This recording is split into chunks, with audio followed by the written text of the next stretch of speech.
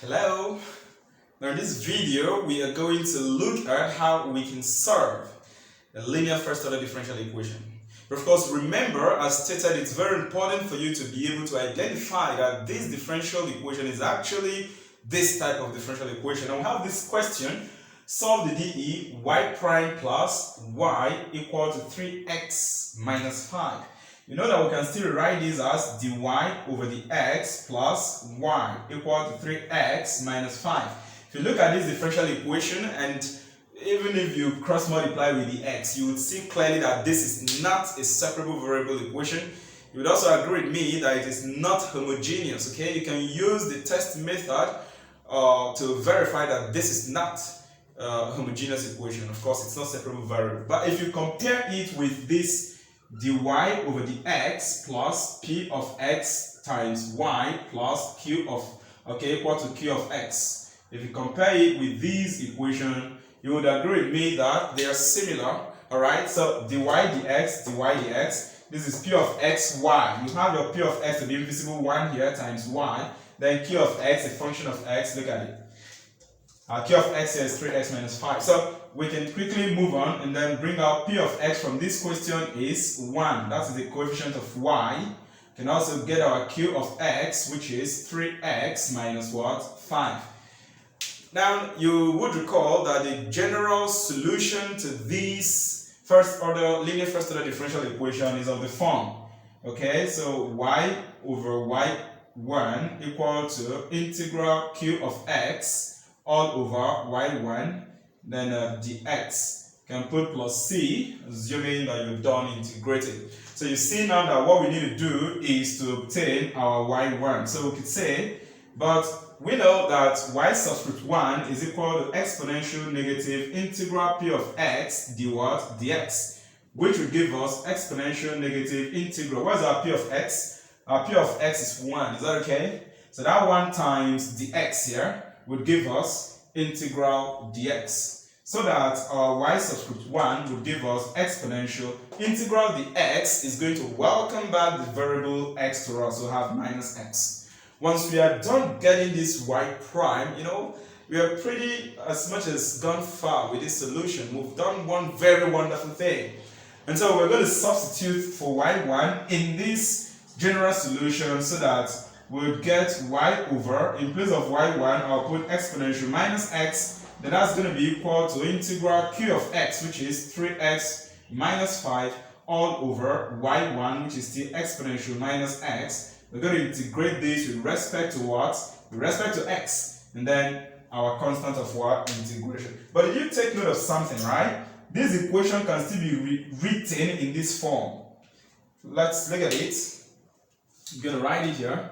You can write it as y over exponential minus x to be equivalent to integral 3x minus 5, then times exponential x. Using the negative Lorentz reciprocal law of indices, this negative x will go upward, right, to become positive x. Then integrate respect to x and put the 1 plus c. Now we have this term to integrate. Look at this. Okay, and if you see that very clearly, of course, the technique of integration to use is integration by part. What is the reason for that? Just look at that term on the board here. This is a polynomial function 3x minus 5. If you differentiate it, you cannot get exponential x. Now, this is exponential x multiplying this polynomial. If you differentiate this exponential function, you cannot get this polynomial 3x minus 5. Hence, the method to use in solving this product, which you have to integrate, is integration by what? Part. And of course, to apply integration by part, we need to get our u. Our u is the polynomial term, and then our dv is the exponential x dx. Is that clear? Of course, you know how to handle integration by part. The first thing you need to do is to select your u and dv. Please, we urge you to visit our YouTube channel at Dreams41. Subscribe to Ray. You'll see tips in that and how to handle integration by part. It's going to guide you. Now let us proceed. The integration by part formula is simple. If you're given integral u dv, which is what we want to integrate now, integral u dv is equal to get your result, u times v. Where to obtain v, you integrate this term that you call dv. Is that okay? So u times v minus integral v du. where du is the derivative of this u term. So going to apply it straight ahead to get our result, okay? Allow the network of your brain to bring back the result of this for you. Now let's do that. This is going to be, now in integration by part, it's going to be u times v, right? Our u is 3x minus 5, then times v, and v is integral of this term called dv, and the term called dv is exponential x dx. If you integrate exponential x, you're still going to get what? Exponential x. Good. Then minus integral v du. We've gotten our v already to be exponential x, then times du, where du is derivative of this u term. So we're going to differentiate 3x minus 5. If you differentiate 3x minus 5, you're going to get what? 3. Good. I will put dx here because we still have integral term here from integration by part. So plus c. Now we'll go ahead. This is going to give us y over exponential minus x equal to 3x minus 5, then times exponential x. This term here will give us minus this 3 will come out of the integral sign, and then you have integral exponential x dx. If you still integrate exponential x dx, you still get exponential x. So this will give us 3 exponential x. You are done integrating, so plus c. Now, this is the result of this linear first-order differential equation, but we can still choose to simplify it further, making y subject to the formula. That is going to lead me to cross multiply, right? So I'm going to write here, say that multiply through by exponential minus x. Now, if you multiply this left-hand side by exponential minus x, you'll be left with y, because the exponential minus x will cancel itself. Then come over here. If you multiply this term by exponential minus x, you'll be left with 3x minus 5. Why? Now look at it. If you multiply this term by exponential minus x here, it's going to be exponential minus x times this exponential x. Now the bases are the same. That is exponential. According to indices, you're going to pick one of the bases and then you add the power. So it's going to be power of this exponential, then plus power of this exponential which you're using to multiply, which is minus x. And you know x plus minus x is the same as x minus x. So that's going to give you exponential 0. And exponential 0 is what? 1. Which means multiplying this term by exponential minus x. Once that exponential minus x multiplies this exponential, it's going to give you 1. And then that 1 times this bracket will still give you 3x minus 5. Then I'll come to this term, put my negative 3. If you use exponential minus x to multiply this exponential x, you will still get 1. Does that make sense? Then plus c times exponential minus x.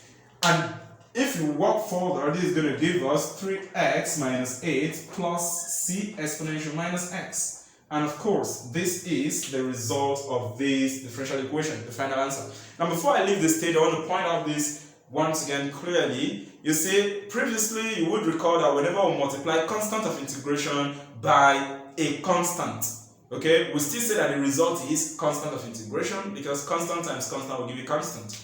But did you take that in this case, we'll still maintain it as constant of the integration times what we used in multiplying. Why? Exponential minus x is not a constant, it's a variable. Is that okay? And so if you multiply the constant of integration by the variable, that constant of integration and the variable will remain as a multiplied term. But if it is a constant that you use to multiply this constant of integration, you can simply represent it with c. Does that make sense?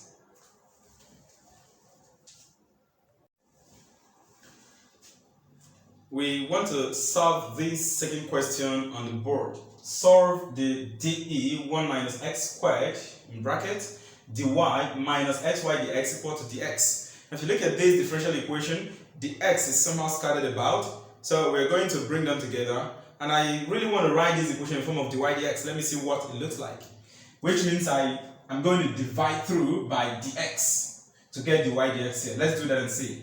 That will be 1 minus x squared. You'll have dy over dx, then minus divide this term by dy dx, you'll be left with xy. Divide this term by dx, it's going to give us 1. Did you notice that this is a linear first-order differential equation? Check your y there. Check the derivative of y as well too. Y here, the power is what? 1. The multiplier is a function of the independent variable x. The y dx here, the power, which is degree, is also what? 1. The multiplier is also a function of what? X. So this is a linear first-order differential what? Equation. All that will now be left is for me to try to standardize by making quotient of dy dx 1. And to do that, I'm going to divide this equation through by what? By 1 minus x squared. So let us divide this equation through by 1 minus x squared. Okay, let me just write that. Divide through by 1 minus x squared. I've stated the reason to make the equation of dy dx 1. So let us go. If you do that, you're going to be left with dy dx minus, this term will give us x all over 1 minus x squared. Remember, you are dividing through by 1 minus x squared. Then you have 1 minus x squared. On the right hand side, that is 1 over 1 minus x squared. And again, you will notice that this equation is now comparable to what? Compare with, let's check dy over dx plus p of x y equal to q of x. You notice that they are similar. Is that so? dy dx, this is p of xy. Look at this term. These are p of xy. This whole term. Okay, it's a p of xy. And then equal to a function of x on the right hand side. So we can now solve by recalling that to solve a linear first order differential equation of this form, you're going to use the equation y divided by y1 is equal to integral q of x all over y1 dx, then plus what? C. So all we need to do is to obtain our y1. So let us get our y1 and C. Y subscript 1 is equal to exponential negative integral p dx, as p of x dx. And so that is going to give us exponential negative integral. What is our p of x? Our p of x is minus x all over 1 minus x squared. Is that not so? So let us put it in C. Minus x all over 1 minus x squared, then dx. Good. Did you notice that the value of y1 here, look at this term to integrate it. Okay, the numerator is a polynomial function, the denominator is a polynomial function, so you differentiate the denominator to see if you get the numerator so as to check whether your substitution can solve it. If you do this, okay, you're going to get the derivative of the denominator to be minus 2x, which is almost the same as what you have in the numerator. The only difference is the 2. Okay, such kind of integral, we've done that before, and you are encouraged. Please visit our YouTube channel at GMS41. Okay, watch through our videos, you'll see tips that will guide you on how to do that. For this, the result is going to be exponential negative. The integral of this term is 1 over 2 ln of the denominator. 1 over 2 ln of the denominator, which is 1 minus x squared. Does that make sense? Now we're going to use power law of logarithm to transfer this minus 1 over 2 to become power of this 1 minus x squared because of this ln. To do that, you're going to get y1 to be equal to exponential, then ln, open bracket, 1 minus x squared. Now this negative 1 over 2 is coming as the power. Does that make sense there? So I think we're almost done obtaining our y1. Therefore, what implies that y1 is equal to, once you have exponential ln or ln exponential, they cancel out. It's just like taking square root of a term that has square. Is that okay? So these two terms will go off, and then we have our y1 to be 1 minus x squared raised to power minus half. So this is our y1. And you know we can still work around this y1. Raised to power minus half is the same as 1 over this 1 minus x squared, all raised to power half, which will give you 1 over square root of 1 minus x squared. We're going to work around that. Let me write it here to say that or you say y subscript 1 is equivalent to 1 over square root of 1 minus x squared by indices. Now that we've obtained our y subscript 1, we can now substitute into the general solution, which is now 1 y over y1 is this, right? Or this. So let me use this term, 1 over square root of 1 minus x squared. And that will be equal to integral q of x. And q of x is 1 over 1 minus x squared all over y subscript 1. Let me use this value of y subscript 1. So 1 minus x squared in brackets negative times to the power negative 1 over 2 dx plus c. So do you now notice something? Let's see what this will become. Y all over 1 over this square root term. The square root term will go up mathematically to multiply 1, to multiply y rather. So that will give us y times square root of 1 minus x squared equal to, look at this term. This term will give us integral 1 over. This 1 minus x squared will come down. If it comes down, it will multiply this. Okay, look at what I'm trying to talk about. This whole term will give us 1 all over 1 minus x squared times 1 minus x squared raised to the power minus half.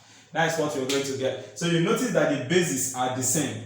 Okay, if this 1 minus x squared comes down, it will multiply this 1 minus x squared raised to the power minus 1 over 2. Since they have the same bases according to indices, you're going to pick one of the base, that's multiplication law of indices, then add the powers. This is power 1. This whole term here, look at it, the denominator here is power 1. So if it's multiplying this, you're going to add the power. So 1 plus minus 1 is the same as 1 minus half. Alright, that is 1 plus minus 1 over 2 rather, is the same as what? 1 minus half, which will give us what? Half. So this denominator is actually raised to the power half, and then the x plus c. We move on again. This is y times square root of 1 minus x squared equal to, did you take note that this is still the same as integral 1 all over square root of 1 minus x squared? Because a term raised to the power half is square root of that term. Then you have the x plus c. We are approaching the end of this, and then we have 1 minus x squared. Here that is y times square root of 1 minus x squared equal to, you see this term, integral 1 over square root of 1 minus x squared is the standard integral value of sine inverse of x. Is that okay? It's a standard integral. So this term will give us sine inverse of x plus c. This is a solution to this differential equation. But we can still choose to make y subject a formula to say that, or y is equal to, you divide through by the quotient of y, which is square root of 1 minus x squared.